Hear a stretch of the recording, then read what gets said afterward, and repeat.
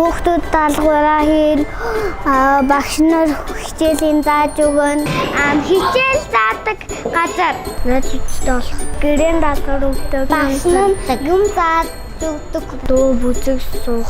Хичээл хийдэг. Хичээлээ ном уншин өсөг сорно. Өсөг. Ном дэвтэр сорно. Тэгээ сургууль дээр хичээлээ хийх хэрэгтэй. Хичээлээ хийхгүй бол багшин зөвнө за. Нуугаа. Та сурдаг найзуудтай болно тий. Тууштай таад босоод ирэхэд хаад өгдөг. Сургууль дээрстэй. Хоолыг болно. Тий. Сургууль дээр унтдаггүй. Замдаа ядархаараа унтуулдаг хүүхдүүдээ. Үсэх юм бол хоол идэн үсэхгүй бол хоол идэхгүй. Адаа пако. Үгүй.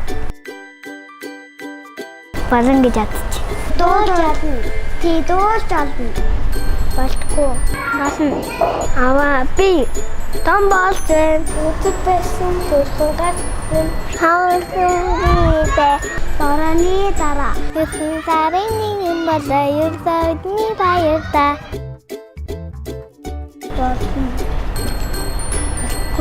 Багш мааштай бүжиг баггүй байсан. Бүжиглэхэд зөвшөөрөл авч ийж бүжиглэх. Амин бүжиглэн. Би ихээдээ бүжиглэхтэй.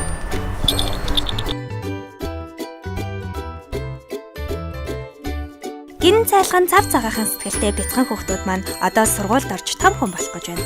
Тэд маань хичээлийн ширээнд сууж сурах чимээг эрхэм албан эзэд болох гэж байна.